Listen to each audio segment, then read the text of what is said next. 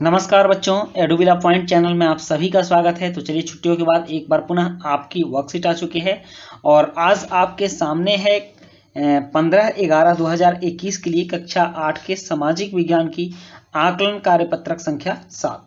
यह एसएसटी की मूल्यांकन कार्यपत्रिका है और यह असेसमेंट की वर्कशीट है, जिसमें कि कुल 10 प्रश्न दिए गए हैं और 10 प्रश्न में से कुछ फिल इन द ब्लैंक्स हैं, कुछ ऑब्जेक्टिव टाइप के हैं और फिर यहाँ 9 और 10 जो है वो कथन और कारण वाले प्रश्न हैं। तो चलिए देखते हैं कौन कौन से प्रश्न हैं। यहाँ कहा जा रहा है कि निम्नलिखित प्रश्नों के सही विकल्पों के सामने दिए गए गोले को पेन या पेंसिल की सहायता से काला कीजिए और प्रत्येक प्रश्न 1 अंक का है। तो सबसे पहला प्रश्न इसमें है कि 2015 के संविधान के अनुसार नेपाल डैश देश बन गया। कौन सा देश बन गया? तो ऑप्शन है राजशाही, बी है लोकतांत्रिक, सी है तानाशाही, डी है इनमें से कोई नहीं। तो 2015 के नए संविधान के अनुसार नेपाल एक लोकतांत्रिक देश बन गया, इसलिए ऑप्शन बी सही उत्तर होगा। आप इस गोले को काला करेंगे, मैं सिर्फ टिक लगा दूंगा, आप गोला काला करेंगे।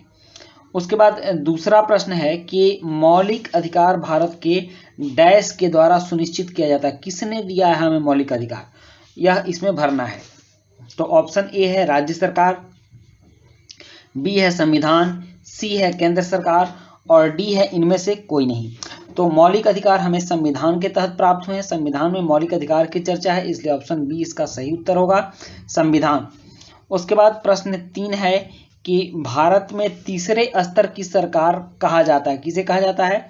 तो ऑप्शन ए है पंचायती राज को, बी है केंद्र सरकार को, सी राज्य सरकार को और डी है बी और सी दोनों को, मतलब केंद्र सरकार और राज्य सरकार दोनों को।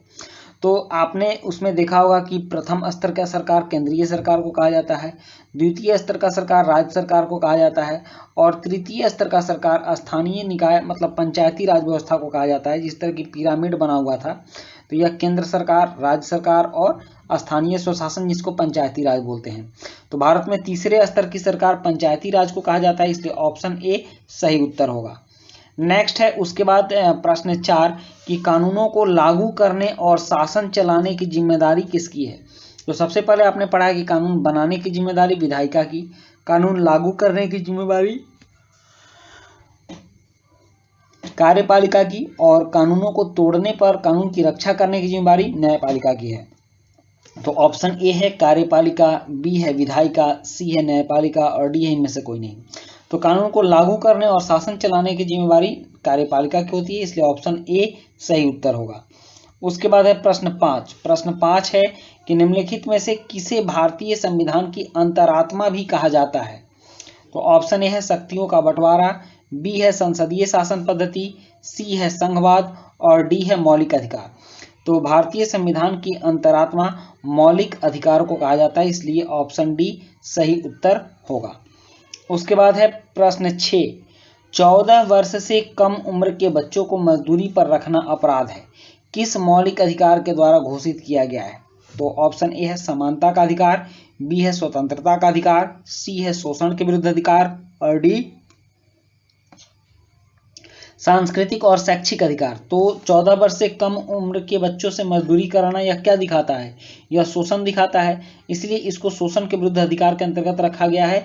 तो इसका आंसर होगा सी, शोषण के विरुद्ध अधिकार। उसके बाद है प्रश्न 7। कौन सा मौलिक अधिकार नागरिकों को राज्य द्वारा उनके किसी मौलिक अधिकारों के उल्लंघन की स्थिति में अदालत जाने का अधिकार देता है। तो ऑप्शन ए है धार्मिक स्वतंत्रता का अधिकार, बी है शोषण के विरुद्ध अधिकार, सी है स्वतंत्रता का अधिकार और डी है संवैधानिक उपचारों का अधिकार। तो यहाँ संवैधानिक उपचारों का अधिकार नागरिकों को राज्य के द्वारा उनके मौलिक अधिकारों के उल्लंघन पर अदालत जाने का अधिकार देता है, इसलिए ऑप्शन डी सही उत्तर होगा। नेक्स्ट है उसके बाद 8वां, वह राज्य जो किसी भी धर्म को राजकीय धर्म के रूप में बढ़ावा नहीं देता क्या कहलाता है। तो ऑप्शन ए है धर्मनिरपेक्ष राज्य, बी है संघ राज्य, सी है समाजवादी राज्य और डी है संप्रभु राज्य। तो राजकीय धर्म के रूप में बढ़ावा नहीं देता, इसका मतलब कि धर्मनिरपेक्ष है, इसलिए ऑप्शन ए सही उत्तर होगा। अब यहाँ प्रश्न संख्या 9 और 10 दिए गए, इसमें 2 वक्तव्य हैं, एक कथन है और दूसरा कारण है। इसका ए आंसर तब सही होगा जब कथन ए और कारण आर दोनों सही हो और कारण आर कथन ए की सही व्याख्या करता हो, तब हम ए ऑप्शन चुनेंगे। कथन ए और कारण आर दोनों सही हैं लेकिन आर कथन ए की सही व्याख्या नहीं करता है, तब हम बी ऑप्शन को चुनेंगे। और कथन ए सही है जबकि कथन आर गलत है, कारण आर गलत है, तो सी ऑप्शन को चुनेंगे। और कथन ए गलत है जबकि कारण आर सही है, तब हम डी ऑप्शन को चुनेंगे। तो यहां देखते हैं कि यहां प्रश्न क्या पूछा जा रहा है। प्रश्न पूछा जा रहा है कि भारत एक धर्मनिरपेक्ष राज्य है, और ये कथन हो गया। कथन ए है कि भारत एक धर्मनिरपेक्ष राज्य है, और आर है कि भारतीय राज्य किसी एक धर्म को राज्य धर्म के रूप में बढ़ावा नहीं देता। तो यह भी सही है और यह भी सही है, और यह इसकी व्याख्या भी कर रहा है। तो इसका मतलब कि ऑप्शन ए सही होगा। तो ऑप्शन ए इसका सही उत्तर होगा। उसके बाद है प्रश्न 10 कि कथन ए है कि भारत एक लोकतांत्रिक राज्य है, और कारण आर है कि लोग शासन चलाने के लिए अपने प्रतिनिधियों को चुनते हैं। तो लोकतांत्रिक राज्य में ही शासन चलाने के लिए प्रतिनिधियों को चुना जाता है।